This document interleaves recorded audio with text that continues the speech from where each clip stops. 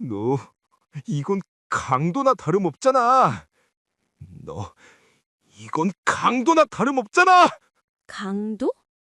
그럼 당신 엄마 통장에 있는 돈 도로 가져오세요.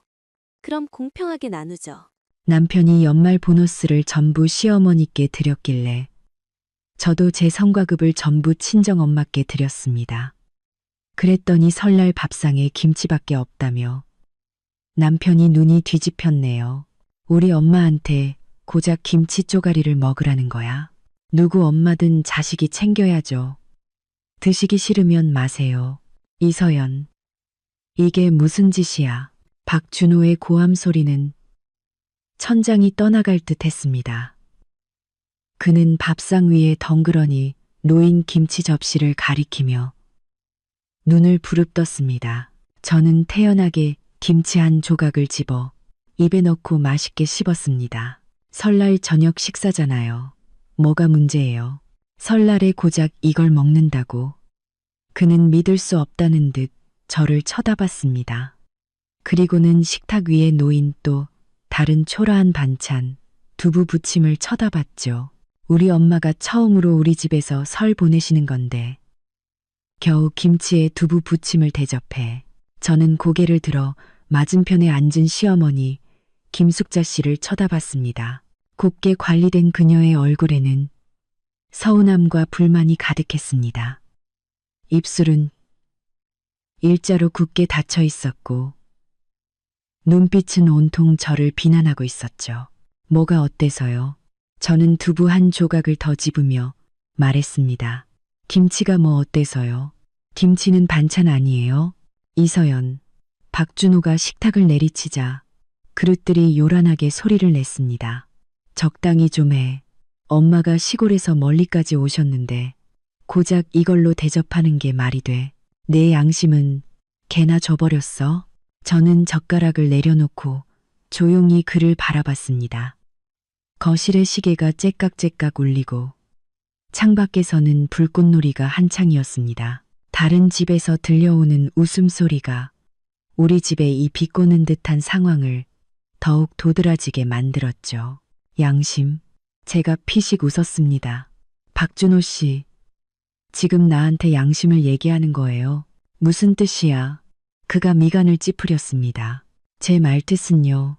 저는 또박또박 말했습니다. 각자 엄마는 각자 자식이 챙기는 거라고요.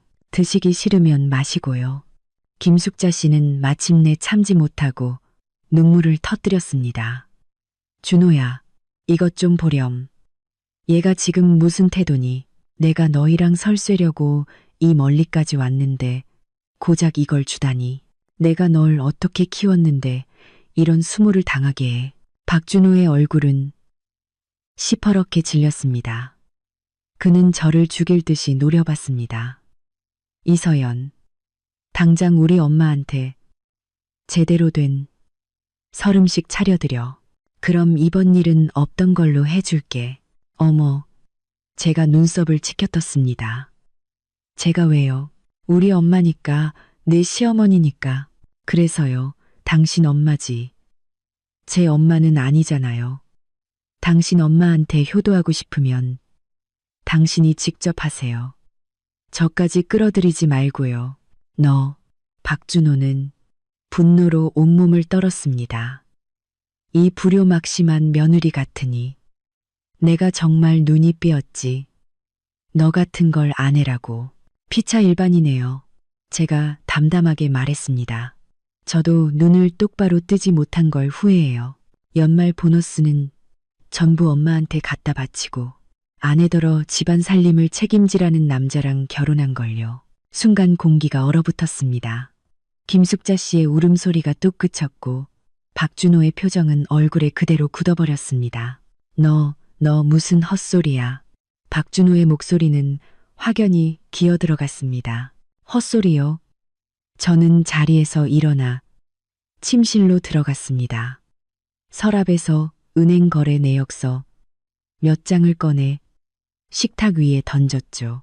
지난달 15일 당신 연말 보너스 800만 원. 당일 전부 당신 엄마한테 이체했더군요. 여기 이체 기록 있는데 똑똑히 보실래요? 박준호의 얼굴은 파랗게 질려 입술만 달싹일 뿐 아무 말도 못했습니다. 김숙자 씨가 그 내역서를 낚아채 훑어보더니 즉시 소리쳤습니다. 뭐가 어때서? 아들이 엄마한테 용돈 주는 게 뭐가 문제야? 내가 쟤를 어떻게 키웠는데 효도하는 게 당연한 거 아니니? 당연하죠. 너무 당연하죠.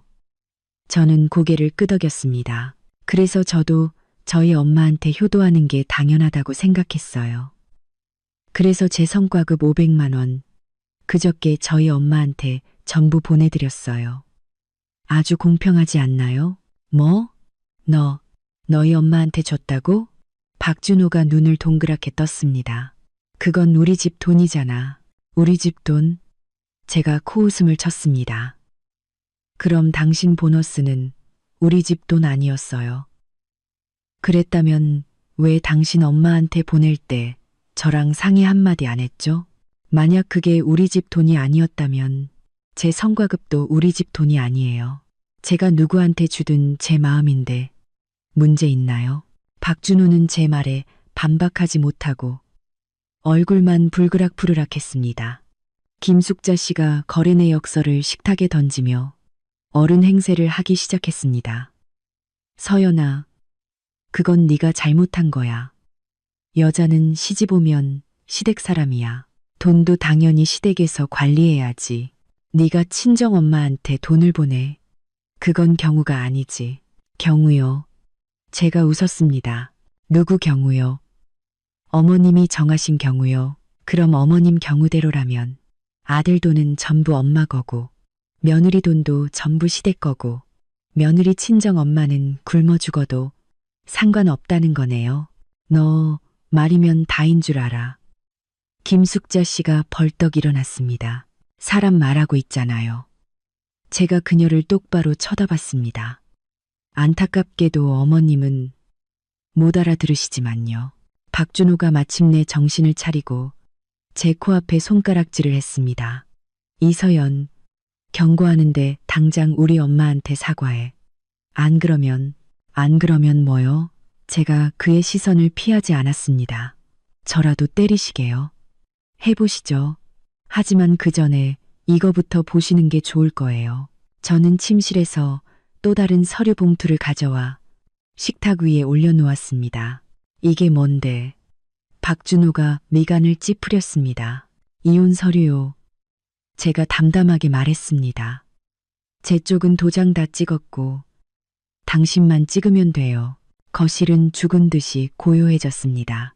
창밖에 불꽃이 터지며 형형색색의 빛이 우리 세 사람의 얼굴을 비췄습니다. 박준호의 표정은 분노에서 충격으로 그리고 믿을 수 없다는 표정으로 변해갔습니다. 그는 떨리는 손으로 서류를 집어들고 몇 장 넘겨보더니 고개를 들어 저를 봤습니다. 너 진심이야. 그럼요. 저는 다시 자리에 앉아 마지막 남은 두부 한 조각을 집었습니다. 지금 제가 소꿉장난하는 걸로 보여요. 김숙자 씨도 어안이 벙벙해져 아들을 봤다가 저를 봤다가 했습니다. 상황이 자신의 통제를 벗어났다는 것을 깨달은 듯 했죠. 서연아, 이게 무슨 설날에 이혼이라니 얼마나 재수 없는 소리니. 돈 문제라면 다시 얘기해보자. 응? 그녀의 말투가 부드러워졌습니다. 더 이상 얘기할 거 없어요. 저는 젓가락을 놓고 입을 닦았습니다. 박준호 씨, 지난 1년간 정말 지긋지긋했어요. 당신 월급은 항상 부족했고 제 월급으로 살림을 꾸렸죠. 당신 돈은 전부 당신 엄마한테 효도하는 데 썼고 집안 생활비는 전부 제 몫이었어요. 그런데도 당신 엄마는 제가 돈을 헤프게 쓴다고 타박했죠. 올 때마다 음식 맛이 없네, 집이 더럽네, 사사건건 잔소리하셨고요. 저는 깊은 숨을 내쉬고 말을 이었습니다. 그 모든 걸 참았어요. 하지만 당신이 연말 보너스를 단 한 푼도 남기지 않고 전부 당신 엄마한테 줬을 줄은 몰랐어요. 다음 달 아파트 대출금이 얼마인지 소위 학원비 내야 하는 건 아세요? 자동차 정비 받을 때가 된 건요? 박준호는 입을 번긋했지만 아무 말도 못했습니다. 모르시겠죠? 제가 대신 대답했습니다. 당신은 그런 거 신경 안 쓰니까요. 당신은 오직 효자 노릇하는 데만 관심 있잖아요. 당신 엄마 앞에서 잘난 척하는 거에만요. 박준호 씨, 저 이제 지쳤어요. 더는 이 집의 현금인 줄기 겸 가정부 노릇은 못하겠어요. 네, 내가 고칠게. 박준호의 목소리가 기어 들어갔습니다. 고친다고요? 제가 웃었습니다. 박준호 씨, 그 말 몇 번이나 했는지 알아요? 고쳤어요? 당신 엄마 전화 한 통이면 바로 돈 보내고 와서 지내신다는 말에 저한테는 물어보지도 않고 덜컥 허락했잖아요.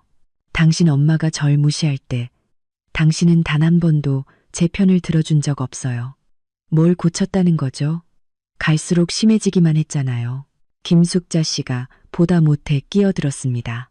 준호야, 제 말하는 것 좀 봐. 저런 며느리는 이혼하면 그만이야. 엄마가 더 좋은 여자 찾아줄게. 엄마. 박준호가 마침내 소리쳤습니다. 제발 좀 가만히 계세요. 김숙자 씨는 아들의 고함에 잠시 멍해지더니 이내 다시 눈물을 쏟아냈습니다. 내가 나한테 소리를 질러. 내가 널 어떻게 키웠는데 고작 저런 여자 때문에 나한테 소리를 질러. 저는 이 모자간의 눈물겨운 드라마를 보며 모든 게 허무하게 느껴졌습니다. 저는 자리에서 일어나 침실로 향했습니다. 어디가? 박준호가 물었습니다. 짐 싸러요. 제가 말했습니다. 오늘 밤은 호텔에서 잘 거예요. 3일 줄게요. 도장 찍고 연락해요. 3일 뒤에도 안 찍으면 소송 걸 거예요. 그때는 이렇게 간단하게 안 끝나요. 서연아. 박준호가 제 팔을 붙잡았습니다. 우리 얘기 좀 해. 제대로 얘기 좀 하자. 저는 그의 손을 뿌리쳤습니다. 할 얘기 없어요. 박준호 씨, 내가 기회를 너무 많이 줬어요. 이번엔 끝이에요. 저는 침실로 들어가 짐을 싸기 시작했습니다. 거실에서는 김숙자 씨의 울음소리와 박준호의 설득하는 목소리가 뒤섞여 한편의 부조리극처럼 들렸습니다. 그리고 저는 마침내 그 연극의 조연에서 하차하기로 결심했습니다. 캐리어를 챙겨 침실을 나서자 박준호는 여전히 창백한 얼굴로 거실에 서 있었습니다. 김숙자 씨는 소파에 앉아 눈물을 훔치고 있었고 저를 보자마자 매섭게 쏘아봤습니다. 서연아, 가지마. 박준호의 목소리에는 애원이 담겨 있었습니다. 오늘 설날이잖아. 무슨 일이든 명절 지나고 얘기하면 안 될까? 명절 지나고 제가 웃었습니다. 명절 지나면 정월 대보름이라 안 된다고 할 거고 그러다 2월, 3월 계속 미룰 거잖아요.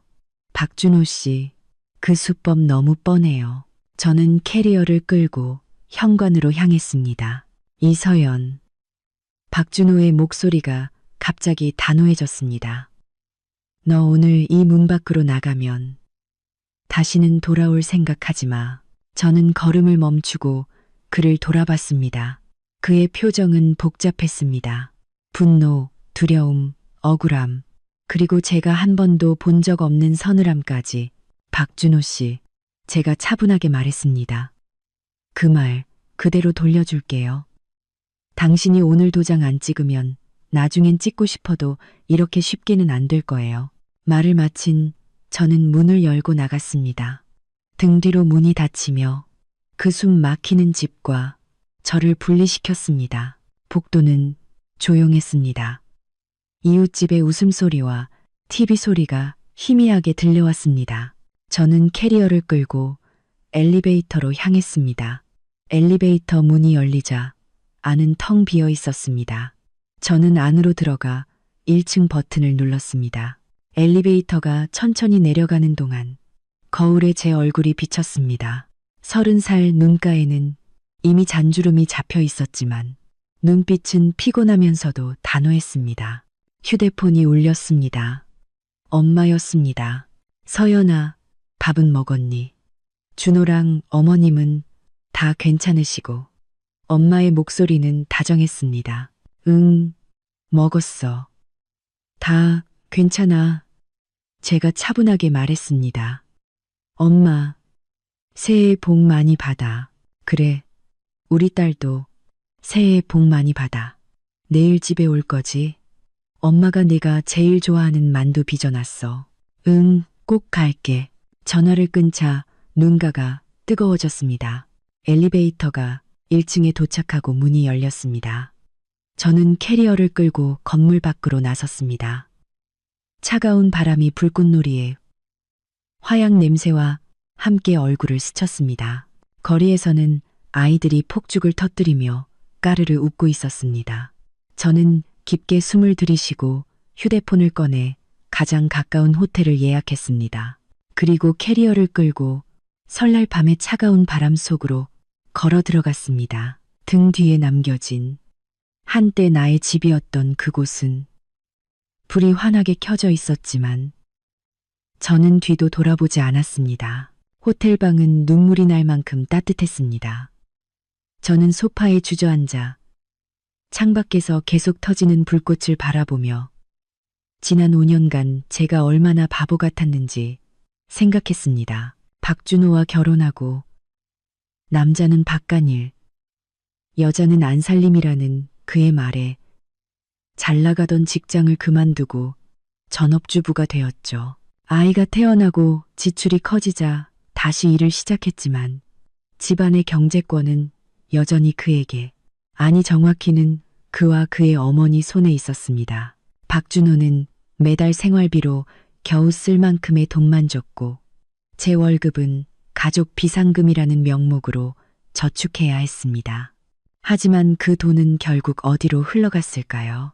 시어머니 병원비 500만 원, 시누이 결혼 축의금 300만 원, 고향집 리모델링 비용 800만 원. 박준호는 매번 빌리는 거라고 했지만 갚는 것을 본 적이 없습니다. 저는 마치 감사 인사도 받지 못하는 현금 인출기 같았죠. 휴대폰이 계속 진동했습니다. 전부 박준호가 보낸 메시지였습니다. 서연아, 돌아와. 엄마는 주무셔. 우리 제대로 얘기 좀 하자. 오늘 내가 잘못했어.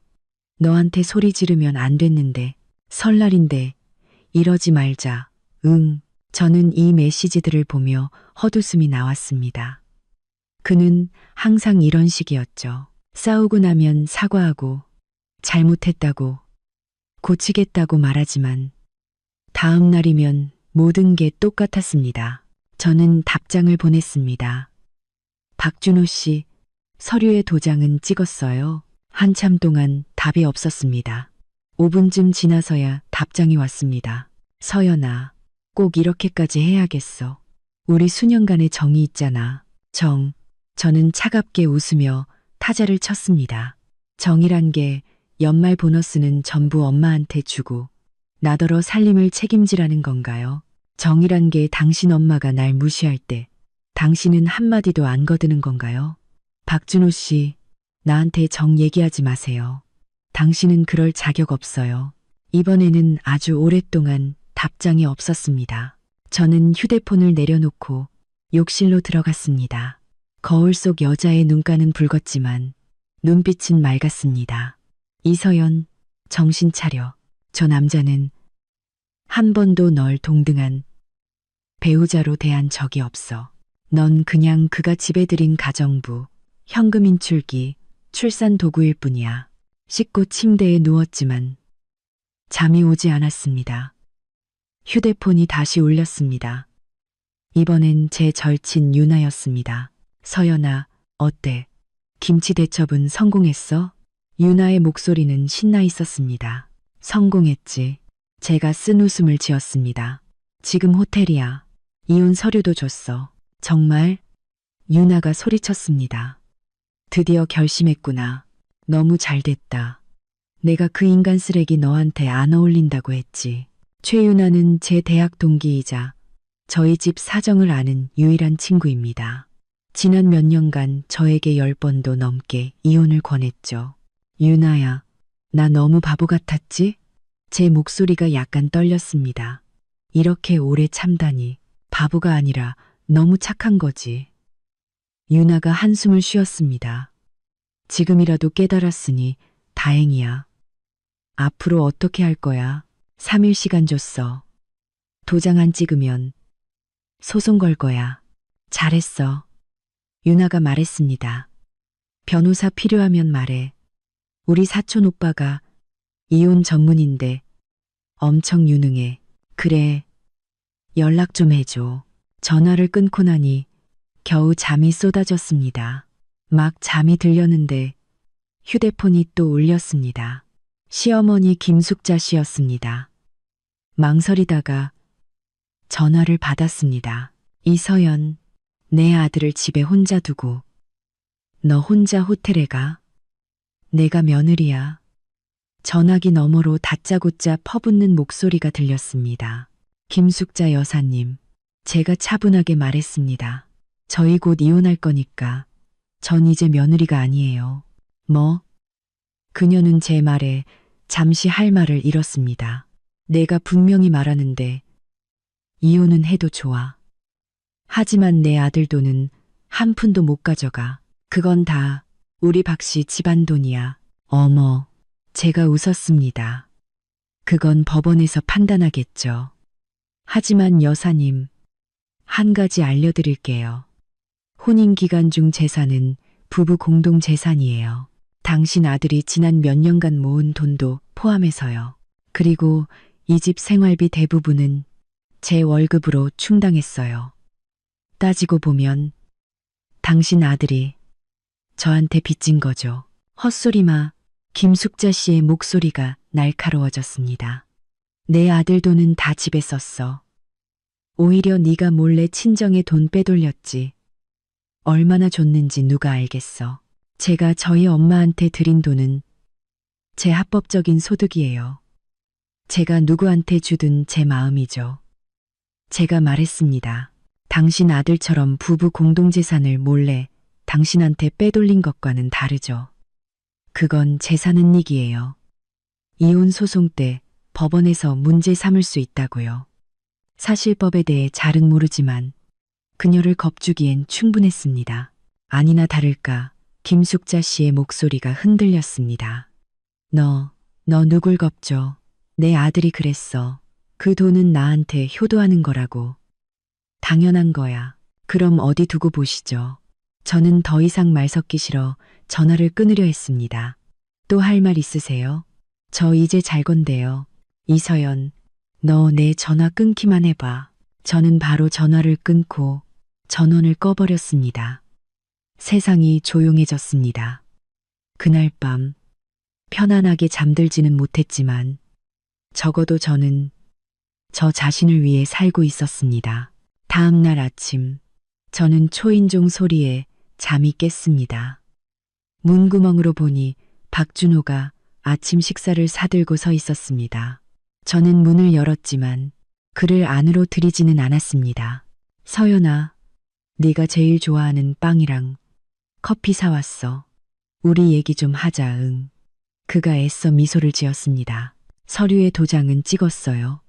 제가 묻자 그의 미소가 굳었습니다. 서연아, 꼭 그렇게 매정하게 굴어야겠어. 매정하다고요. 제가 웃었습니다. 박준호 씨, 연말 보너스 전부 당신 엄마한테 한 푼도 안 남기고 줬을 때 당신이 매정하다는 생각은 안 했어요? 당신 엄마가 날 막 대할 때, 당신이 한 번도 내 편 안 들어줬을 때, 당신이 매정하다는 생각은요?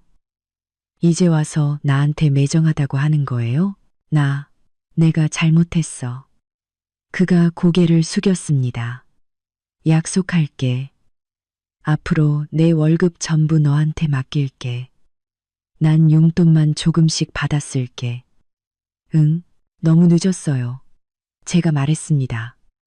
박준호 씨, 내가 기회를 너무 많이 줬어요. 당신은 매번 약속했지만 매번 어겼어요. 난 이제 당신을 믿지 않아요. 그럼 우리 소희는 어떻게? 그가 갑자기 고개를 들었습니다. 소희가 온전한 가정을 잃게 내버려 둘 거야. 딸 소희 이야기에 가슴이 철렁했습니다. 소희는 이제 4살, 지금은 외할머니 댁에 있습니다. 어제는 차마 이 사실을 말하지 못하고 엄마가 출장 갔다고만 했습니다. 온전한 가정. 제가 코웃음을 쳤습니다. 아빠는 돈을 전부 할머니한테 주고 엄마 혼자 힘들게 꾸려나가는 집이 온전한 건가요? 아빠는 엄마를 전혀 신경 쓰지 않고 할머니가 엄마를 괴롭히도록 내버려두는 집이 온전한 거고요. 박준호 씨, 아이 핑계 대지 마세요. 그런 가정 환경이야말로 소희한테 상처예요. 고칠 수 있어. 정말 고칠 수 있다니까. 그가 문틀을 잡았습니다. 서연아, 한 번만 더 기회를 줘. 마지막으로 한 번만. 저는 그를 바라보며 한때 사랑했던 이 남자가 이제는 그저 초라하고 가여워 보인다고 생각했습니다. 박준호 씨, 제가 나지막이 말했습니다. 그냥 놓아주세요. 스스로에게 최소한의 자존심은 남겨요. 그의 손에서 힘이 빠지며 눈빛이 흐려졌습니다. 정말 나 이제 사랑하지 않아? 그의 목소리가 떨렸습니다. 사랑했었죠. 제가 솔직하게 말했습니다. 하지만 지금은 아니에요. 그는 한참 동안 저를 바라보다가 마침내 돌아서 떠났습니다. 그 뒷모습은 마치 10년은 늙어버린 듯 쓸쓸했습니다. 저는 문을 닫고 문에 기댄 채 천천히 주저앉았습니다. 마침내 눈물이 터져 나왔습니다. 그를 위해서가 아니라 한때 그토록 바보 같았던 제 자신을 위해서였습니다. 한참을 울고 나서 저는 눈물을 닦고 일어나 씻고 아침을 먹었습니다. 그리고 컴퓨터를 켜서 지난 몇 년간의 재정 기록을 정리하기 시작했습니다. 유나 말이 맞았습니다. 박준호가 서류에 도장을 찍지 않으면 법정에서 만나야 하니 미리 준비해야 했습니다. 3일째 되는 날 아침, 저는 호텔에서 체크아웃하고 친정으로 향했습니다. 문을 열어주신 엄마는 캐리어를 든 제 모습을 보고 금세 눈시울이 붉어졌습니다. 엄마, 나왔어. 제가 애써 미소를 지었습니다. 그래, 어서 와. 잘 왔다. 엄마는 캐리어를 받아들고 저를 안으로 이끌었습니다. 밥은 먹었니? 만두 데워줄게. 아빠가 서재에서 나오시더니 저를 보고 한숨을 쉬셨습니다. 결정했니? 네. 제가 고개를 끄덕였습니다. 이혼할 거예요. 그래, 네가 생각해서 내린 결정이면 됐다. 아빠가 제 어깨를 두드리셨습니다. 엄마랑 아빠는 항상 내 편이야. 코끝이 찡해졌습니다. 이게 바로 친정이구나. 내가 어떤 결정을 내리든 언제나 내 편이 되어주는 곳. 소희는요? 제가 물었습니다. 방에서 퍼즐 맞추고 있어. 아직 아무 말도 안 했어. 네가 오길 기다렸지. 저는 아이 방으로 들어갔습니다. 딸 소희는 바닥에 앉아 퍼즐에 집중하고 있었습니다. 우리 딸, 제가 조용히 불렀습니다. 소희가 고개를 들더니 눈을 반짝였습니다. 엄마, 아이는 달려와 제 품에 안겼습니다. 엄마, 출장 다녀왔어요? 응, 다녀왔어. 저는 아이를 꽉 껴안았습니다. 엄마 보고 싶었어. 네. 엄청요. 아빠랑 할머니는요? 저는 깊은 숨을 들이쉬었습니다. 우리 딸, 엄마가 할 얘기가 있어. 저는 소희를 소파에 앉히고 아이가 이해할 수 있는 방식으로 이혼에 대해 간단히 설명했습니다. 4살짜리 아이는 알아듣는 둥 마는 둥 했지만 무언가 달라졌다는 것은 예민하게 알아차렸습니다. 이제 엄마랑 아빠랑 따로 사는 거예요. 소희가 눈물을 글썽이며 물었습니다. 응. 하지만 엄마도 아빠도 여전히 우리 소희를 아주 많이 사랑해. 저는 아이의 이마에 뽀뽀했습니다. 이제 우리 소희는 집이 2개가 되는 거야. 이쪽 집에 살고 싶으면 이쪽에서, 저쪽 집에 살고 싶으면 저쪽에서 살 수 있어. 좋지. 소희는 고개를 숙이고 손가락만 만지작거리다가 한참 만에 조용히 고개를 끄덕였습니다. 가슴이 바늘로 찔리는 듯 아팠습니다. 할 수만 있다면 어느 부모가 아이에게 이런 경험을 하게 하고 싶을까요? 하지만 어쩔 수 없는 일이었습니다. 점심때 제 휴대폰이 울렸습니다. 박준호였습니다. 서연아, 우리 잠깐 만나자. 서류는 봤는데 몇 가지 협의할 게 있어. 그의 목소리는 쉬어 있었습니다. 좋아요. 어디서요? 늘 가던 거기, 카페에서. 이 시에 전화를 끊자 엄마가 걱정스럽게 저를 쳐다봤습니다. 준호가 동의한대 조건을 걸겠대요. 제가 냉소적으로 말했습니다. 아마 재산 분할 문제겠죠. 엄마가 같이 가줄까? 아빠가 젓가락을 내려놓으셨습니다. 아니에요, 아빠. 제가 고개를 저었습니다. 저 혼자 해결할 수 있어요. 오후 2시, 저는 약속한 카페에 도착했습니다. 박준호는 이미 와 있었고, 앞에는 거의 마시지 않은 커피가 놓여 있었습니다. 그는 눈밑이 거뭇한 게 무척 초췌해 보였습니다. 저는 자리에 앉아 아메리카노를 시켰습니다. 말씀하세요. 조건이 뭐죠? 박준호가 복잡한 눈빛으로 저를 바라봤습니다. 서연아, 우리 꼭 이렇게 해야만 해? 박준호 씨, 만약 저를 불러낸 이유가 그런 말을 하기 위해서라면 더 이상 할 얘기 없어요. 제가 일어나려 하자 그가 다급하게 말했습니다.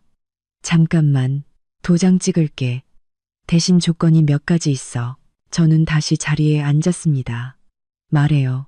첫째, 소위 양육권은 내가 가질게. 제가 웃었습니다. 불가능해요. 박준호 씨, 당신이 소희를 돌본 적이 있기나 해요? 애가 어느 어린이집 다니는지, 뭘 좋아하고 뭘 무서워하는지는 알아요? 장고, 아마 선생님 성함도 모를걸요. 그의 얼굴이 붉어졌습니다. 앞으로 배우면 돼. 둘째는요. 제가 말을 끊었습니다. 그는 입술을 깨물었습니다. 둘째, 집은 내가 가질게. 우리 부모님이 마련해 주신 거니까. 대출금은요. 제가 물었습니다. 지난 5년간 대출금은 전부 제 월급으로 갚았어요. 은행 거래 내역으로 증명할 수 있고요. 그럼 그만큼 돈으로 보상해 줄게. 그가 말했습니다. 셋째, 저축한 돈은 반씩 나누자. 그런데 우리 집에 저축한 돈이 별로 없잖아. 박준호 씨, 제가 몸을 앞으로 기울이며 그를 쏘아봤습니다. 당신이 바보예요. 아니면 내가 바보라고 생각하는 거예요. 그는 멍하니 저를 쳐다봤습니다. 지난 몇 년간 당신 월급 통장, 당신 엄마가 가지고 있었죠? 제가 확인해 봤는데 당신 통장에서 매달 절반이 당신 엄마 통장으로 이체됐더군요. 이건 명백한 부부 공동재산 은닉이에요. 그의 얼굴색이 변했습니다. 너, 그걸 어떻게, 사람이 모르게 하려면 애초에 하지를 말았어야죠. 저는 의자에 등을 기댔습니다. 그리고 당신 엄마 통장에 있는 그 2천만 원, 작년에 친구한테 빌려준다고 했던 돈이죠. 사실은 당신 엄마한테 보낸 거고요. 박준호의 이마에 식은땀이 맺혔습니다. 원래는 당신 체면 좀 세워주려고 했어요. 제가 말을 이었습니다. 하지만 당신은 너무 실망스럽네요. 박준호 씨, 내가 당신한테 준 서류는 이미 충분히 관대한 거였어요. 집은 내 거예요. 첫 계약금은 당신 부모님이 내셨지만 지난 몇 년간 대출금은 전부 제가 갚았고 인테리어 비용도 제가 냈으니까요. 저축한 돈은 제가 3분의 1을 가질 거예요. 대부분이 제 월급이었으니까요. 소위 양육권도 제 거고요. 당신은 아빠 자격이 없으니까요. 너, 이건 강도나 다름없잖아. 그가 목소리를 낮춰 소리쳤습니다. 강도? 제가 비웃었습니다. 그럼 당신 엄마 통장에 있는 돈 도로 가져오세요. 그럼 공평하게 나누죠. 그는 침묵했습니다. 선택지는 두 가지예요. 제가 말했습니다. 첫째, 내가 준 서류에 도장을 찍고 깔끔하게 헤어지든가. 둘째, 내가 이혼 소송을 걸고 재산 보전 신청을 하든가. 그럼 법원에서 당신 엄마 통장을 포함한 모든 계좌를 동결시킬 거고. 우리는 누가 지치나 끝까지 가보는 거죠. 박준호의 얼굴은 종이장처럼 하얘졌습니다. 너 정말 독하다. 그가 힘겹게 말했습니다. 독하다고? 제가 웃었습니다. 박준호 씨, 당신이 가르쳐 준 거예요. 당신이랑 당신. 엄마가 지난 몇 년간 나한테 했던 모든 행동들이 어떻게 하면 독해질 수 있는지 가르쳐 줬다고요. 그는 저를 바라봤습니다. 그의 눈에는 분노와 억울함, 그리고 그보다 더 큰 두려움이 담겨 있었습니다. 그는 아마 처음으로 깨달았을 겁니다. 제가 더 이상 그가 마음대로 주무를 수 있는 이서연이 아니라는 것을. 하루 시간 줄게요. 제가 일어섰습니다. 내일 이 시간까지 답을 줘요. 동의하지 않으면 법정에서 봅시다. 카페를 나서자 햇살이 눈부셨습니다. 저는 깊게 숨을 들이쉬었습니다. 이제껏 느껴보지 못한 해방감이 밀려왔습니다. 나 자신을 위해 사는 것이 이런 기분이구나. 휴대폰이 울렸습니다. 유나였습니다. 어때? 협상 결렬. 최후 통첩을 날렸어. 내일 결판 날 거야. 잘했어. 유나가 칭찬했습니다. 참, 우리 사촌 오빠가 그러는데 소송 걸 거면 언제든지 맡아준대. 너 같은 경우는 거의 무조건 이긴다고 하더라. 고마워. 그럴 일 없었으면 좋겠네. 전화를 끊고 저는 친정으로 바로 가지 않고 변호사 사무실로 향했습니다. 유나의 사촌 오빠인 김도연 변호사님은 아주 전문적이었습니다. 제 이야기를 듣고 나서 많은 조언을 해주셨죠. 이서연 씨, 가지고 계신 증거가 아주 충분합니다. 은행 거래 내역, 메신저 대화 기록, 그리고 시어머니와의 대화 녹음 파일까지 모두 유리한 증거들이에요. 소송을 제기하면 승소할 확률이 매우 높습니다. 만약 합의 이혼을 한다면요. 그건 상대방이 얼마나 양보하느냐에 달렸죠. 하지만 제 경험상 박준호 씨 같은 마마보이 타입은 재산 문제에 있어서 쉽게 포기하지 않을 겁니다. 네, 알겠습니다. 변호사 사무실에서 나오니 이미 해가 져 있었습니다. 저는 길가에 서서 오가는 차들을 보며 5년 전 오늘을 떠올렸습니다. 그때도 이런 저녁이었죠. 박준호는 길거리 포장마차에서 값싼 은목걸이로 저에게 청혼했습니다. 서연아, 내가 행복하게 해줄게. 저는 그때 감동의 눈물을 흘렸습니다. 지금 생각하니 참으로 비꼬는 듯한 기억이었습니다. 그는 정말 저를 행복하게 해주었죠. 제가 누구인지조차 잊어버릴 만큼요. 넷째 날 아침, 저는 휴대폰 벨 소리에 잠이 깼습니다. 엄마였습니다. 목소리가 다급했죠. 서연아, 빨리 와봐. 내 시어머니가 집에 와서 난리야. 저는 벌떡 일어났습니다. 그 여자가 거긴 왜요? 소희를 만나겠다고, 못 만나게 하면 안 가겠다고 하면서 아래층에서 울고불고 난리야. 이웃 사람들 다 쳐다보고 있어. 저 바로 갈게요. 절대 문 열어주지 마세요. 전화를 끊고 저는 옷을 입자마자 밖으로 달려나갔습니다. 집으로 운전해 가는 길에 분노가 치밀어 올랐습니다. 김숙자, 정말 대단하네. 친정까지 와서 행패를 부리다니. 15분 후 아파트 단지에 도착하니 멀리서부터 사람들이 우리 집 동입구에 모여 있는 것이 보였습니다. 그 중앙에는 바닥에 주저앉아 다리를 치며 통곡하는 김숙자 씨가 있었습니다. 아이고, 내 손주야. 불쌍한 내 손주. 저 독한 어미한테 잡혀가서 할미 얼굴도 못 보게 됐네. 아이고, 내 손주야. 주변 이웃들은 수근거리며 이런저런 말을 하고 있었습니다. 저 집딸이 이혼한다더니 애를 데리고 나갔나 봐. 아이고, 저 시어머니도 참 불쌍하네. 불쌍하긴 평소에 며느리를 엄청 구박했다던데 저는 차를 세우고 성큼성큼 걸어가 사람들을 해치고 나아갔습니다. 잠깐만요. 비켜주세요. 김숙자 씨는 저를 보자 울음소리를 더욱 키웠습니다. 이서연, 내 손주 내놔. 우리 소희 어디다 숨겼어. 김숙자 씨. 제가 차갑게 그녀를 내려다봤습니다. 여기서 무슨 행패세요? 행패?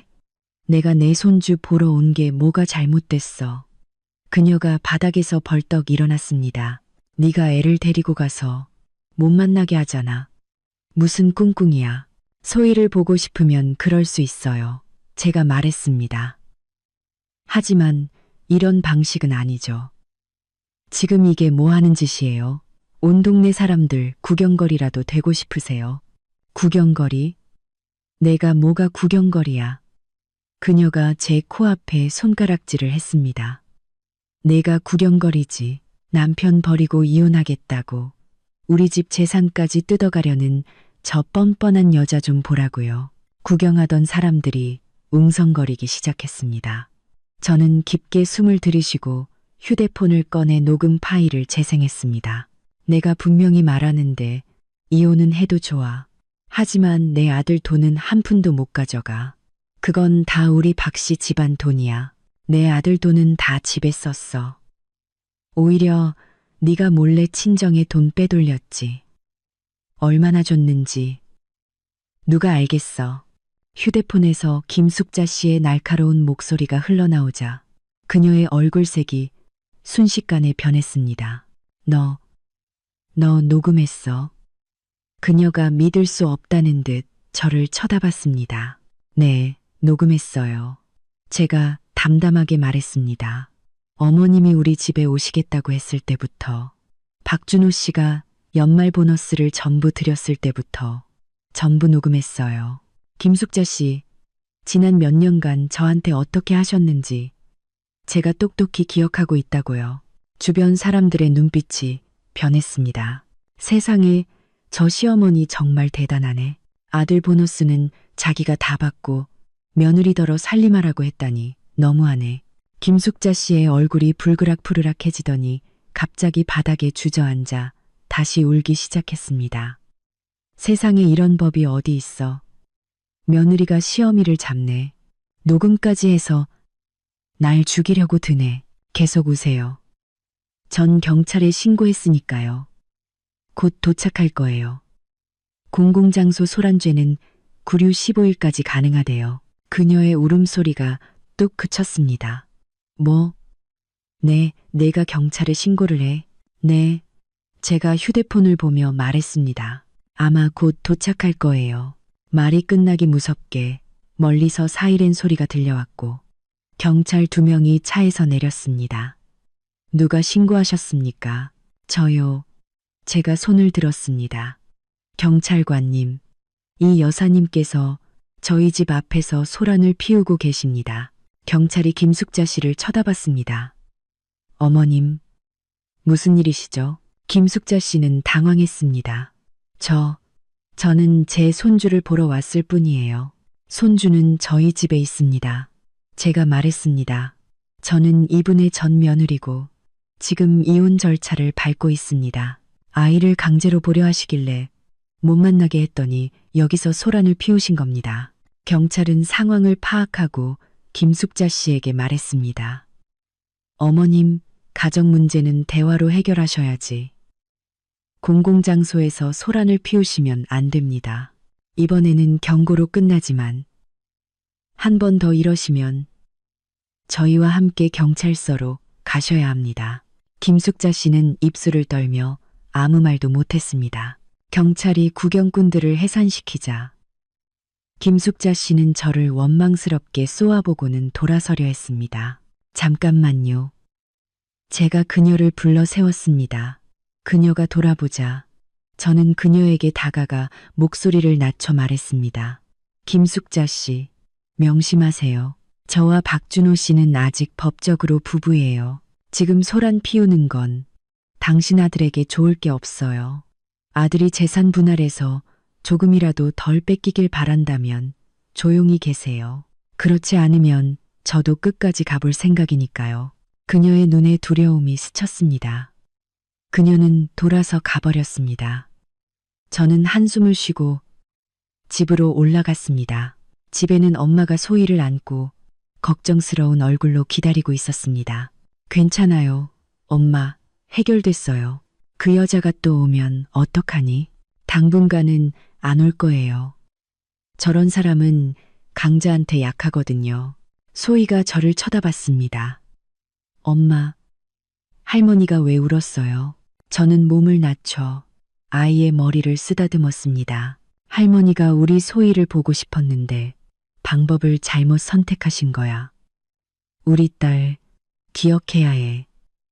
울고 떼쓴다고 문제가 해결되는 건 아니야. 차분하게 말로 해야 한단다. 소희는 알아듣는 둥, 많은 둥 고개를 끄덕였습니다. 그때 휴대폰이 울렸습니다. 박준호였습니다. 이서연, 너 우리 엄마한테 무슨 짓을 한 거야? 전화기 너머로 다짜고짜 소리치는 목소리가 들렸습니다. 당신 엄마가 우리 집에 와서 행패 부리길래 경찰에 신고했어요. 경찰이 돌려보냈고요. 왜요? 또 당신한테 일러 바쳤어요? 경찰에 신고를 해. 그의 목소리가 높아졌습니다. 그분은 우리 엄마야. 그래서요. 제가 비웃었습니다. 박준호 씨, 경고하는데 당신 엄마 단속 잘해요. 한 번만 더 와서 소란 피우면 다음엔 경찰 신고로 안 끝나요. 지금 나 협박하는 거야? 협박이 아니라 경고예요. 그리고 최후 통첩 기한이 다가오고 있는데 생각은 해봤어요? 전화기 저편은 한동안 조용했습니다. 알았어, 찍을게. 그가 마침내 말했습니다. 하지만 집은 못 줘. 그건 우리 부모님 평생 모은 돈이야. 그럼 할 얘기 없네요. 법정에서 봅시다. 잠깐만. 그가 다급하게 말했습니다. 박준호 씨, 사람 말 못 알아들어요. 제 인내심이 바닥났습니다. 집은 내 거예요. 협상의 여지 없어요. 지난 몇 년간 대출금도 내가 갚았고 인테리어도 내가 했어요. 당신 부모님은 5년 전 가격으로 계약금만 내셨잖아요. 따지고 보면 내가 손해보는 장사라고요. 너 정말 날 죽일 셈이구나. 그러시든가요. 저는 말을 마치고 전화를 끊었습니다. 엄마가 걱정스럽게 저를 쳐다봤습니다. 너무 매몰차게 구는 거 아니니? 엄마, 남한테 관대하면 나 자신한테 잔인해지는 거예요. 지난 몇 년간 제가 너무 관대해서 저 사람들이 절 이렇게 우습게 본 거라고요. 휴대폰이 다시 울렸습니다. 모르는 번호였습니다. 받아보니 김숙자 씨였습니다. 하지만 말투는 훨씬 공손해져 있었습니다. 서연이, 맞니? 나 준호 엄마다. 우리 잠깐 얘기 좀 할 수 있을까? 준호 빼고 우리 둘이서만. 저는 눈썹을 치켜떴습니다. 무슨 얘기요? 너랑 준호, 그리고 소희 일 때문에. 너희 집 근처 찻집에 와 있는데 잠깐 나올 수 있겠니? 걱정 마. 정말 우리 둘이서만 조용히 얘기할 거니까. 망설이다가 대답했습니다. 네, 20분 뒤에 갈게요. 전화를 끊자 엄마가 저를 말렸습니다. 가지 마. 무슨 꿍꿍이가 있을지 어떻게 알아? 괜찮아요, 엄마. 대낮에 설마 어쩌겠어요.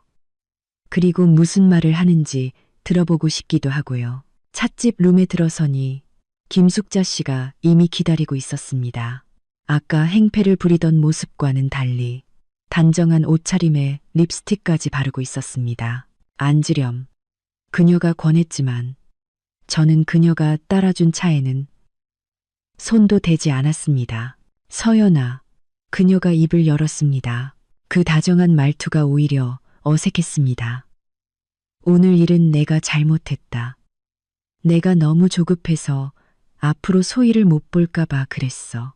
본론만 말씀하세요. 제가 말을 끊었습니다. 무슨 얘기를 하고 싶으신데요? 그녀는 멋쩍게 웃었습니다. 내가 지난 몇 년간 너한테 잘해주지 못한 거 안다. 하지만 나한테는 준호 하나뿐인 아들이라 어릴 때부터 오냐오냐 키워서 어쩔 수 없이 편애를 좀 했어. 편애가 아니죠. 제가 말했습니다. 어머님은 저를 사람 취급도 안 하셨잖아요. 그녀의 미소가 굳었습니다. 그래, 내가 잘못했다. 그녀는 심호흡을 했습니다. 하지만 서연아, 부부는 하루를 살아도 정이 남는 법인데, 너랑 준호가 함께한 세월이 얼만데, 소희도 있고, 정말 이 가정을 깨뜨릴 거니?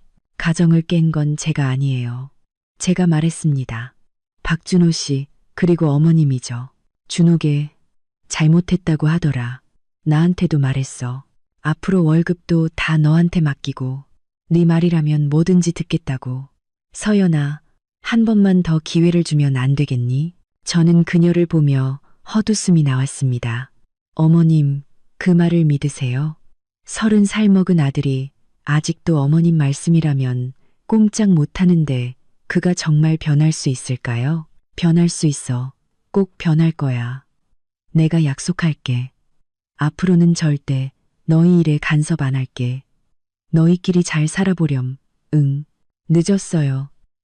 제가 고개를 저었습니다. 제 마음은 이미 떠났어요. 그녀의 얼굴이 굳어졌습니다. 이서연, 너 꼭 그렇게 매정해야겠니? 잊지 마. 넌 이혼녀의 애까지 딸렸어. 앞으로 누가 널 데려가겠니? 하지만 우리 준호는 달라. 남자는 이혼해도 얼마든지 어린 처녀랑 새 출발할 수 있어. 아, 결국 그 얘기가 하고 싶으셨군요. 제가 웃었습니다. 그건 어머님이 걱정하실 일이 아니에요. 저 혼자 사는 한이 있더라도 당신들 집에서 종살이 하는 것보다는 나으니까요. 그녀는 마침내 본색을 드러냈습니다. 이게 어디서 은혜도 모르고 똑똑히 들어. 집은 절대 못 줘. 그건 우리 부부 노후 자금이야. 네가 만약 그 집을 뺏어가면 내가 가만 안 둬. 그럼 법정에서 뵙죠. 제가 일어섰습니다. 참, 한 가지 더 알려드릴게요. 박준호 씨가 지난 몇 년간 어머님께 보낸 돈, 제가 다 받아낼 겁니다. 그건 부부 공동 재산이니까요. 그가 마음대로 처분할 권리가 없다고요. 그녀의 얼굴이 하얘졌습니다. 네, 네가 감히, 제가 감히 하는지 못하는지 지켜보세요. 저는 문가로 걸어가 그녀를 돌아봤습니다. 김숙자 씨, 제가 지난 몇 년간 어머님을 참아들인 건 무서워서가 아니라 박준호 씨 얼굴을 봐서였어요. 이제 그럴 필요가 없어졌으니 앞으로는 저를 건드리지 않는 게 좋을 거예요. 말을 마친 저는 문을 열고 나갔습니다. 등 뒤에서 찻잔 깨지는 소리가 들렸지만 저는 걸음을 멈추지 않았습니다. 일주일 후 박준호는 결국 서류에 도장을 찍지 않았습니다. 예상했던 대로였습니다. 저는 김 변호사님께 전화를 걸었습니다. 변호사님, 소송 진행해 주세요. 결심하셨습니까? 네, 결심했습니다. 저들이 끝까지 가보자는데 저도 물러설 생각 없습니다. 소장을 제출한 다음 날, 저는 법원으로부터 소환장을 받았습니다. 동시에 박준호에게서도 전화가 걸려왔습니다. 이서연, 너 진짜 나를 고소했어. 그의 목소리에는 믿을 수 없다는 감정이 가득했습니다. 기회는 줬어요. 당신이 걷어찼을 뿐이죠. 좋아. 아주 잘했어. 그가 이를 갈았습니다. 그럼 법정에서 보자. 네가 얼마나 뜯어갈 수 있는지 어디 한번 보자고. 전화를 끊고 나서 저는 아무런 감흥도 느끼지 못했습니다. 슬픔이 극에 달하면 더 이상 슬프지 않다고 했던가요? 이제 그에 대한 미움조차 남아있지 않았습니다. 재판 일주일 전, 김 변호사님은 모든 증거를 정리해 주셨습니다. 은행 거래 내역, 메신저 대화 기록, 녹음 파일, 그리고 지난 몇 년간 제가 가게를 위해 지출한 모든 영수증까지. 이서연 씨, 증거는 충분합니다. 하지만 이혼 소송은 판사님이 먼저 조정을 시도할 겁니다. 마음의 준비를 하셔야 합니다. 알고 있습니다. 하지만 조정은 받아들이지 않을 겁니다. 재판 당일 저는 검은색 정장을 입고 옅은 화장을 했습니다. 거울 속 제 모습은 더 이상 과거에 위축된 이서연이 아니었습니다. 법정에는 박준호와 그의 변호사가 맞은편에 앉아 있었습니다. 그는 저를 한 번 쳐다봤습니다. 그 눈빛에는 원망과 약간의 후회가 섞여 있는 듯 했습니다. 중년의 여성 판사님은 아주 단호해 보였습니다. 원고 이서연, 피고 박준호, 두 분의 이혼 소송에 대한 조정을 시작하겠습니다. 법원의 주재하에 협의를 통해 문제를 해결할 의향이 있으십니까? 없습니다. 제가 단호하게 말했습니다. 판사님은 저를 한번 쳐다보고는 박준호에게 시선을 돌렸습니다. 피고는 어떻습니까? 박준호가 망설이자 그의 변호사가 옆에서 무언가 속삭였습니다. 저는 협의할 의향이 있습니다. 판사님이 저에게 다시 물었습니다. 피고는 협의 의사가 있다고 하는데 원고는 다시 한번 생각해 볼 의향이 없습니까? 판사님, 저는 이미 충분히 협의를 시도했습니다. 제가 말했습니다. 소송을 제기하기 전에 피고에게 3일의 시간을 주었고 이혼 합의서까지 작성해서 전달했습니다. 하지만 피고가 서명을 거부했습니다. 따라서 더 이상 협의의 필요성을 느끼지 못합니다. 판사님은 고개를 끄덕이고 서류를 검토했습니다. 그렇다면 본 재판을 시작하겠습니다. 원고, 소송 취지를 진술하십시오. 저는 깊은 숨을 들이쉬고 진술을 시작했습니다. 결혼 생활부터 시작해서 박준호가 어떻게 월급 통장을 시어머니에게 맡겼는지, 연말 보너스를 전부 시어머니에게 보냈는지, 가정을 돌보지 않고 시어머니가 저를 괴롭히도록 방관했는지, 저는 차분하고 논리적으로 말했습니다. 하지만 제 말 한마디 한마디는 칼날 같았고 박준호의 얼굴은 점점 하얘졌습니다. 거짓말이야. 그가 제 말을 끊었습니다. 내가 언제 가정을 안 돌봤어. 나도 이 집을 위해 희생했다고. 피고, 법정 질서를 지켜주십시오. 판사님이 의사봉을 두드렸습니다. 원고의 진술이 끝나면 발언 기회를 드리겠습니다. 저는 진술을 마치고 마지막으로 제 요구사항을 말했습니다. 이혼, 딸의 양육권, 집의 소유권, 그리고 저축액의 3분의 2, 또한 박준호가 그동안 시어머니에게 빼돌린 돈을 반환할 것을 요구했습니다. 피고, 할 말 있습니까? 판사님이 묻자 박준호의 변호사가 일어났습니다. 판사님, 원고의 진술에는 과장되고 사실과 다른 부분이 있습니다. 첫째, 피고가 월급 통장을 어머니께 맡긴 것은 효심의 표현이었으며 어머님은 그 돈을 개인적으로 사용하지 않으시고 단지 보관만 하셨습니다. 둘째, 연말 보너스를 드린 것 또한 피고 개인의 효심 표현이었으며 그 돈의 일부는 가정 생활비로 사용되었습니다. 셋째, 집의 첫 계약금은 피고의 부모님이 마련해 주신 것으로 이는 혼전 재산에 해당하므로 부부 공동 재산 분할 대상이 될 수 없습니다. 이해 있습니다. 김 변호사님이 일어났습니다. 판사님, 첫 계약금은 피고의 부모님이 마련하셨지만 이는 혼인 관계가 지속되는 중에 이루어졌으며 집의 명의 또한 부부 공동 명의로 되어 있습니다. 관련 법규에 따라 이는 부부 공동 재산에 해당합니다. 이 일을 받아들입니다. 판사님이 말하자 박준호의 변호사는 당황한 기색으로 말을 이었습니다. 그렇다 하더라도 피고 부모님이 지원해 주신 부분은 피고 개인에 대한 증여로 보아야 하며 분할 대상에 포함되어서는 안 됩니다. 이해 있습니다. 김 변호사님이 다시 일어났습니다. 그것이 피고 개인에 대한 증여라는 증거는 어디에도 없습니다. 또한 혼인 기간 중 대출금은 원고의 월급으로 상환되었고 인테리어 비용 또한 원고가 부담했습니다. 이 집에 대한 원고의 기여도가 훨씬 큽니다. 판사님은 고개를 끄덕였습니다. 그 후에 변론은 더욱 치열해졌습니다. 박준호의 변호사는 집과 저축은 공평하게 나누어야 하며 피고가 안정적인 직업과 수입이 있으므로 양육권은 피고에게 주어져야 한다고 주장했습니다.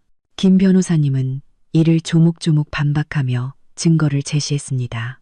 판사님, 증거 3호를 봐주십시오. 이는 피고의 메신저 대화 기록으로 피고의 어머니가 수차례 원고에게 언어적 모욕과 비하를 가한 내용이 담겨 있습니다. 이러한 가정 환경은 아이의 성장에 결코 바람직하지 않습니다. 모함이야.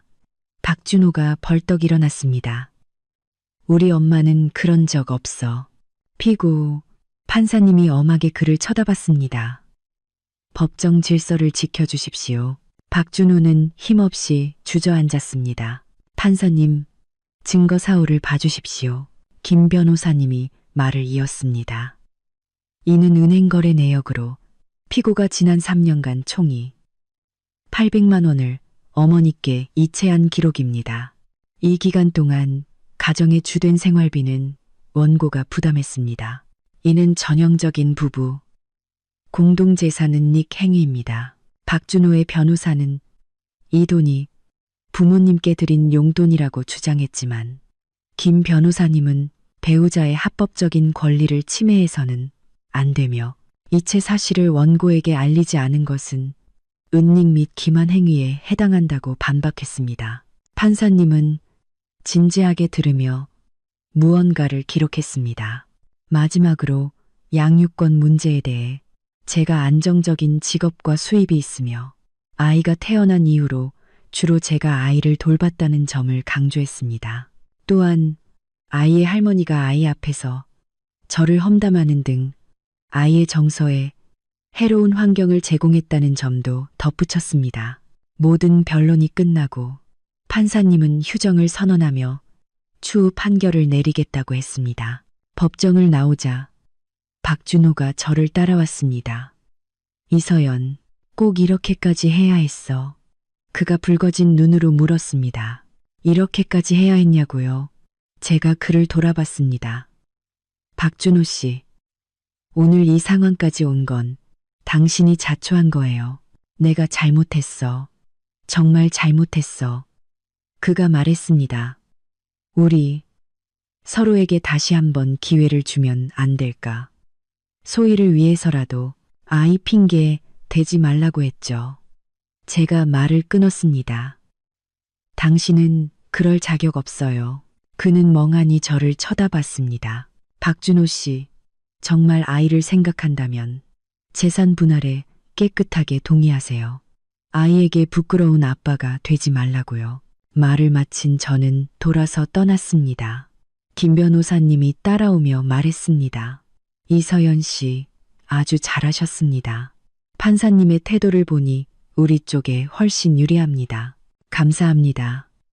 이제 어떻게 되죠? 판결을 기다려야죠. 하지만 제 생각에 피고 측에서 판결 전에 협상을 제안해 올 겁니다. 판결 결과가 합의보다 더 불리할 수 있으니까요. 네, 알겠습니다. 역시나 3일 후 박준호에게서 전화가 왔습니다. 이번에는 말투가 훨씬 부드러워져 있었습니다. 서연아, 우리 얘기 좀 하자. 네가 제시한 합의서 도장 찍을게. 조건은요? 집은 너한테 줄게. 저축도 네가 3분의 2 가져. 소위 양육권도 너한테 줄게. 하지만 우리 엄마한테 간 돈은 못 돌려줘. 그건 부부 공동 재산이라고 분명히 말씀드렸는데요. 그건 내가 엄마한테 효도한 거잖아. 그 돈에는 제 돈도 포함되어 있어요. 제가 목소리를 높였습니다. 박준호 씨, 당신은 우리 공동 재산을 마음대로 처분할 권리가 없다고요. 전화기 저편은 한참 동안 조용했습니다. 알았어. 그것도 갚을게. 대신 분할 상환으로 해주면 안 될까? 좋아요. 합의서에 명시하죠. 그럼 우리 내일 구청에서 만날까? 네. 좋아요. 전화를 끊고 저는 길게 한숨을 내쉬었습니다. 드디어 끝나는구나. 5년간의 결혼 생활, 상처만 남았던 관계가 마침내 막을 내리는 순간이었습니다. 생각했던 것만큼 홀가분하지도 그렇다고 슬프지도 않았습니다. 그저 담담했습니다.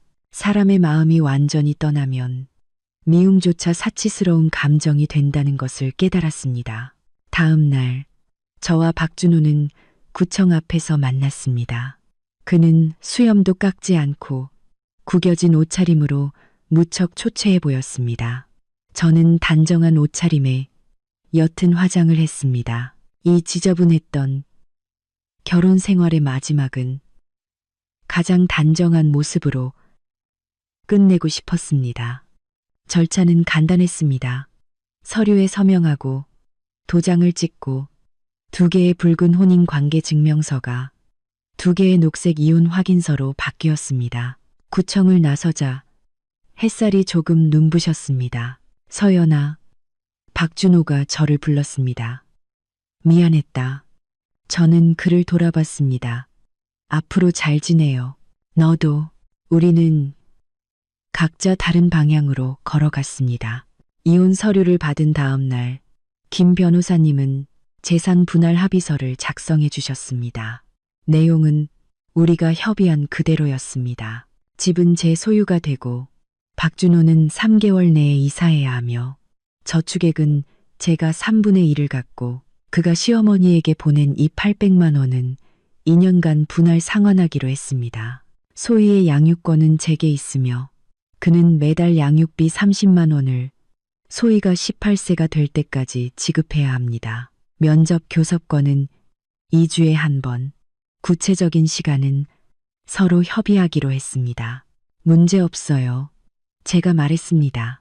그럼 내일 박준호 씨를 불러 서명하도록 하겠습니다. 다음 날 오후, 박준호는 약속 시간에 맞춰 변호사 사무실에 왔습니다. 그는 피곤한 기색이 역력했습니다. 합의서는 봤어요. 서명할게요. 대신 조건이 하나 있어요. 무슨 조건이죠? 소희를 만나게 해줘요. 벌써 보름이나 못 봤어요. 제가 망설이자 김 변호사님이 입을 열었습니다. 박준호 씨, 면접 교섭권은 합의서에 명시되어 있습니다. 서명의 부대 조건으로 걸 사항이 아닙니다. 부대 조건이 아니에요. 그냥 딸이 보고 싶어서 그럽니다. 박준호가 말했습니다. 서연아, 내가 잘못한 거 알아. 하지만 나도 소희 아빠잖아. 딸도 못 보게 하는 건 너무하잖아. 저는 며칠 전부터 아빠는 어디 갔냐고 묻던 소희의 얼굴을 떠올렸습니다. 좋아요. 서명하면 오늘 소희를 만나게 해줄게요. 하지만 오늘뿐이에요. 앞으로는 합의서대로 하고요. 그래, 알았어. 그가 서둘러 고개를 끄덕였습니다. 변호사의 입회하에 우리는 합의서에 서명했습니다. 서명을 마친 박준호는 모든 기운이 빠져나간 듯 보였습니다. 서연아, 우리 정말 돌이킬 수 없는 거지. 네, 돌이킬 수 없어요. 그는 씁쓸하게 웃었습니다. 그래, 돌이킬 수 없겠지. 변호사 사무실을 나와 저는 그를 차에 태우고 친정으로 향했습니다. 차 안에서는 아무런 대화도 오가지 않았습니다. 아파트 아래에 도착해서 제가 말했습니다. 차에서 기다려요. 내가 소희 데리고 내려올게요. 올라가면 안 돼? 안 돼요. 제가 단호하게 말하자 그는 어두운 표정으로 고개를 끄덕였습니다. 저는 위층으로 올라갔습니다. 소희는 그림을 그리고 있었습니다. 우리 딸. 아빠가 아래층에 와서 기다리고 있어. 소희의 눈이 반짝였습니다. 정말요? 응. 엄마랑 같이 내려가자. 저는 소희의 손을 잡고 아래층으로 내려갔습니다. 박준호는 이미 차 밖에서 기다리고 있었습니다. 아빠. 소희는 제 손을 놓고 그에게 달려갔습니다. 박준호는 몸을 낮춰 딸을 끌어안았습니다. 그의 눈시울이 붉어졌습니다. 소희, 아빠 보고 싶었어. 네. 소희가 그의 목을 끌어안았습니다. 아빠, 어디 갔었어요? 왜 집에 안 와요? 박준호는 저를 한번 쳐다보고는 씁쓸하게 웃었습니다. 아빠가 출장 갔었어. 앞으로는 집에 자주 못 올 것 같아. 왜요? 아빠랑 엄마가 이제 따로 살기로 했거든. 제가 다가가 소희 앞에 앉았습니다. 하지만 아빠는 여전히 아빠고 엄마는 여전히 엄마야. 우리는 둘 다 우리 소희를 아주 많이 사랑해. 그냥 같이 살지 않을 뿐이야. 알겠지? 소희는 알아듣는 둥 마는 둥 고개를 끄덕였습니다. 박준호는 소희를 안고 한참 동안 이야기를 나누었습니다. 30분 정도가 지나자 제가 말했습니다. 소희야, 이제 집에 가야지. 박준호는 아쉬운 듯 딸을 놓아주지 못했습니다. 소희, 아빠가 2주에 한 번씩 보러 올게. 알았지? 네. 아빠, 약속해야 해요. 그럼 박준호는 딸의 이마에 뽀뽀했습니다. 딸이 위층으로 올라가는 것을 보고 박준호가 저를 불렀습니다. 서연아, 고맙다. 고마워할 필요 없어요. 당신은 소희 아빠니까요. 당연한 권리예요. 내가 예전에 잘못했던 거 알아. 하지만 고칠게. 좋은 아빠가 될게. 그러길 바라요. 그리고 그가 망설였습니다. 우리 엄마 일 말인데 돈은 꼭 갚을게. 떼먹지 않을 거야. 그러는 게 좋을 거예요. 안 그러면 강제 집행 신청할 수밖에 없으니까요. 그는 씁쓸하게 웃었습니다. 넌 여전히 직설적이구나. 당신들한테는 그럴 필요가 있으니까요. 저는 말을 마치고 위층으로 올라갔습니다. 그 후 저는 바쁜 이혼 후의 삶을 시작했습니다. 가장 먼저 한 일은 박준호가 집에서 나가게 하는 것이었습니다. 약속한 3일 후 저는 김 변호사님과 열쇠 수리공을 데리고 예전 집으로 갔습니다. 박준호는 이미 짐을 싸고 있었습니다. 그의 짐은 몇 개의 상자로 끝났습니다. 다 쌌어. 여기 열쇠. 저는 열쇠를 받아들었습니다. 수도, 전기, 가스 요금은 다 정산했어. 여기 영수증. 네가 내야 할 절반은 내 몫의 저축액에서 제할게. 알았어요. 그가 고개를 끄덕였습니다. 그럼 잘 있어. 서연아. 그가 저를 불렀습니다. 마지막으로 하나만 물어봐도 돼? 물어봐요. 나 아직 미워? 저는 7년을 사랑하고 5년을 함께 살았던 이 남자를 바라봤습니다. 한때는 그와 평생을 함께 할 거라 믿었고 그가 제 세상의 전부라고 생각했습니다. 하지만 지금은 그저 낯설게만 느껴졌습니다. 안 미워요. 제가 솔직하게 말했습니다. 누군가를 미워하는 건 너무 힘든 일이니까요. 지금은 그냥 잘 살고 싶어요. 소희 잘 키우면서 그는 씁쓸하게 웃었습니다. 그래. 그럼 됐어. 행복해라. 당신도요.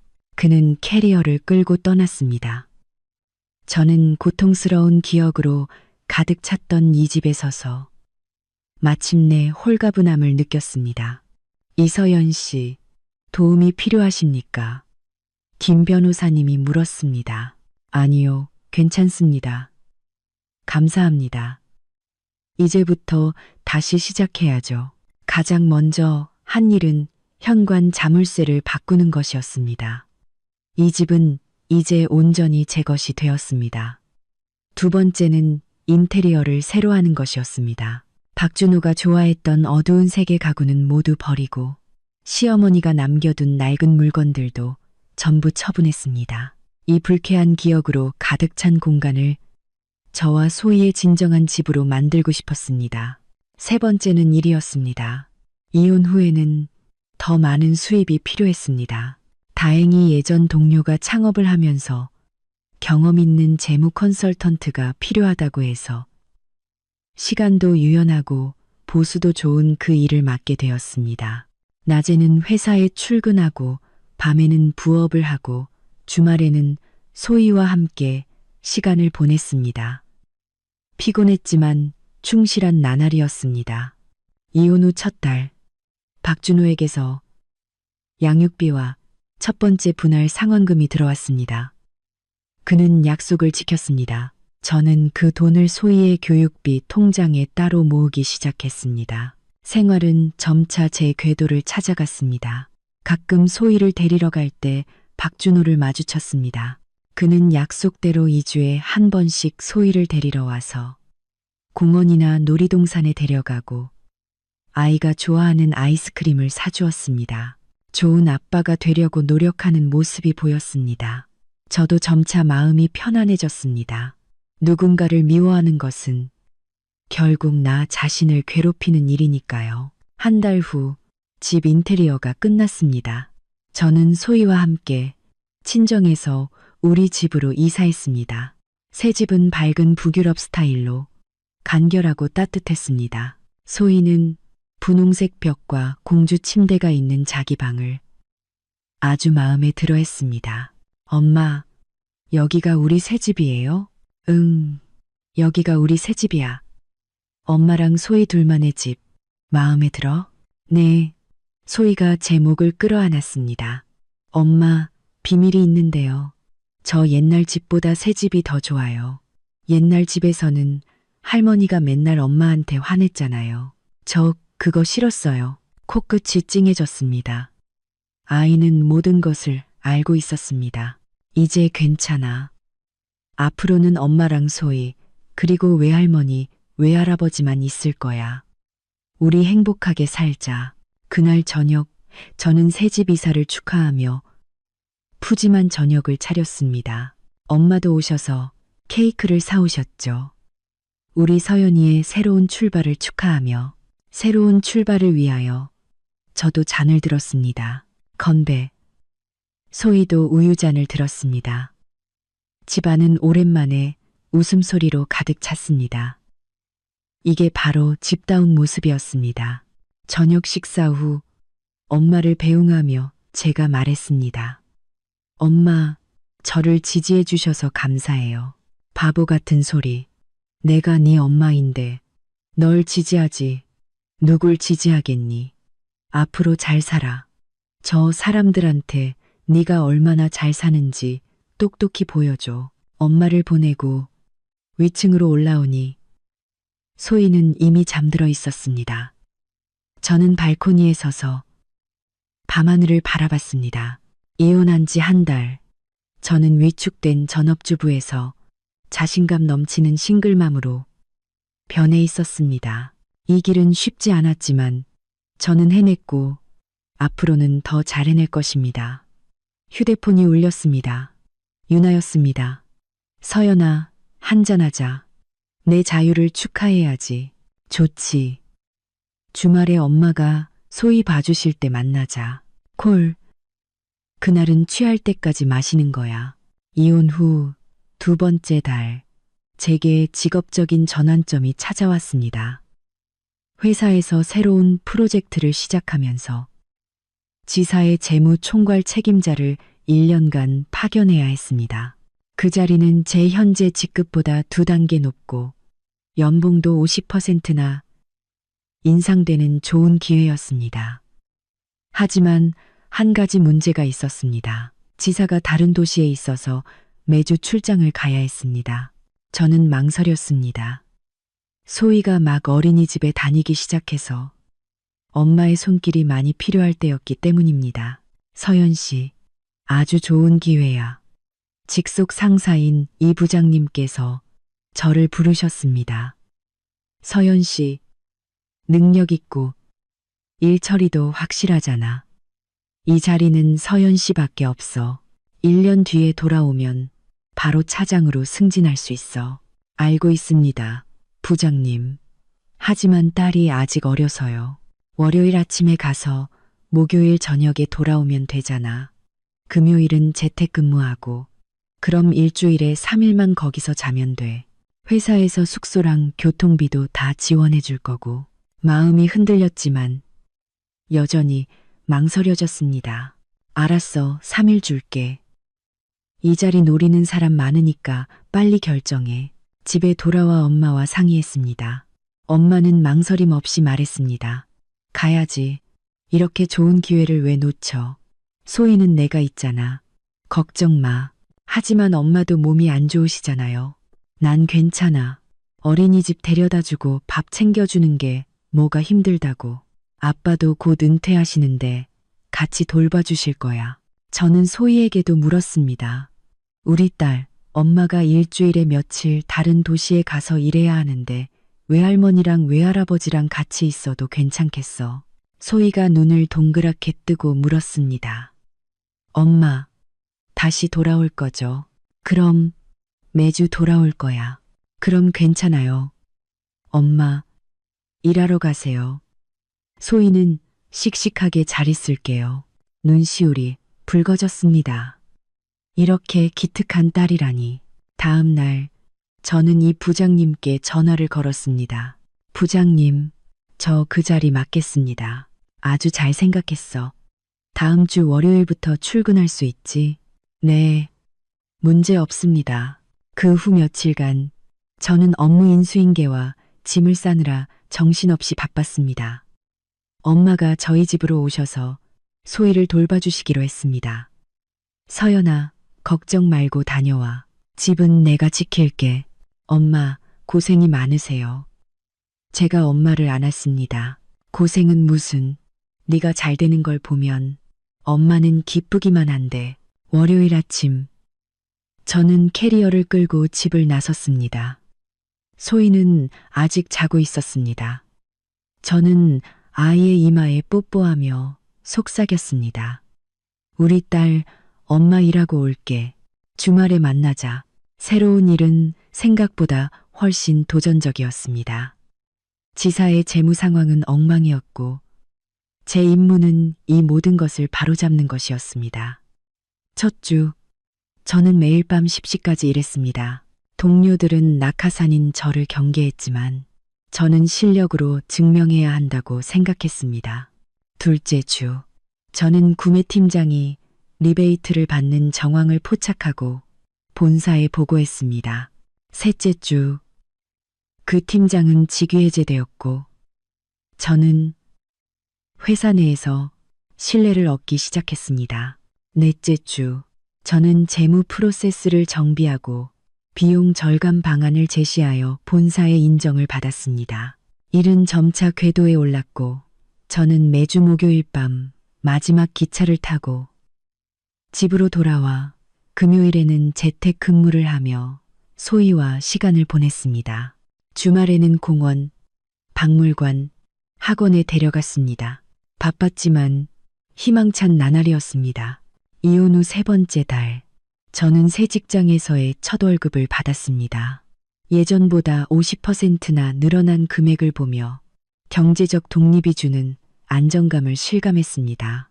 저는 그 돈으로 엄마께 금목걸이를 사드렸고 소희가 배우고 싶어 했던 피아노 학원에 등록시켜 주었습니다.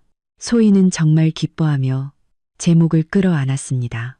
이혼 후 네 번째 달, 예상치 못한 손님이 찾아왔습니다. 김숙자 씨가 회사로 저를 찾아온 것입니다. 그녀는 많이 늙어 보였습니다. 서연아, 내가 예전에 잘못한 거 안다. 사과할게. 그녀는 말했습니다. 준호가, 네가 좀 최내주면 안 될까? 저는 웃었습니다. 김숙자 씨, 그게 가능하다고 생각하세요? 당신 아들이 힘든 게 저랑 무슨 상관이죠? 제가 당신들 집에서 힘들었을 때 누가 저를 걱정해줬나요? 이제 와서 저한테 그런 부탁을 하세요. 다시는 찾아오지 마세요. 한 번만 더 찾아오면 접근 금지 신청할 겁니다. 그녀는 저를 원망스럽게 쳐다보며 돌아섰습니다. 너 정말 독하다. 네, 당신들한테는 독해져야만 했어요. 이혼 후 여섯 번째 달, 제 커리어는 정점을 찍었습니다. 제가 주도한 비용 절감 프로젝트가 큰 성공을 거두어 본사에서 큰 상여금을 받았습니다. 이 부장님은 전화해서 1년 뒤 복귀하면 차장 자리를 약속한다고 했습니다. 저는 유나를 만나 축하 파티를 했습니다. 유나는 진심으로 기뻐하며 말했습니다. 서연아, 지금 너 온몸에서 빛이 나. 이혼 전에는 늘 고개 숙이고 기어 들어가는 목소리로 말했잖아. 지금은 당당하고 자신감 넘쳐. 이게 진짜 너야. 그 말에 눈가가 뜨거워졌습니다. 그렇습니다. 5년간의 결혼 생활에 짓눌려 있던 진짜 제 모습을 되찾은 것입니다. 유나는 조심스럽게 김 변호사님 이야기를 꺼냈습니다. 우리 사촌 오빠 김 변호사 말이야. 요즘 나한테 내 소식 자주 물어보더라. 혹시 연애할 생각은 없는지. 그 오빠 정말 괜찮은 사람이야. 능력 있고 인품 좋고 무엇보다 여자를 존중할 줄 알아. 한번 만나보는 거 어때? 지금은 연애할 생각 없어. 일하고 소위 키우는 것만으로도 벅차. 솔직히 말해. 김 변호사님에 대한 인상은 좋았지만 아직 새로운 관계를 시작할 준비가 되지 않았습니다. 상처를 치유하고 더 나은 제가 될 시간이 필요했습니다. 그러던 어느 주말 놀이공원에서 우연히 김 변호사님과 마주쳤습니다. 그는 조카와 함께 와 있었습니다. 우리는 함께 회전 목마를 타고 점심을 먹었습니다. 그는 아이들을 잘 챙기고 유머러스하고 세심한 사람이었습니다. 혼자 아이 키우면서 일하는 거 정말 대단하세요. 그가 말했습니다. 익숙해졌어요. 지금 생활에 아주 만족해요. 그날 이후 우리는 종종 연락하며 지냈습니다. 그는 제게 부담을 주지 않았고 천천히 다가왔습니다. 우리는 영화를 보고 산책을 하고 식사를 하며 서로를 알아갔습니다. 이혼한 지 2년째 되던 가을날 그가 제게 정식으로 고백했습니다. 서연 씨, 결혼을 전제로 당신과 만나고 싶습니다.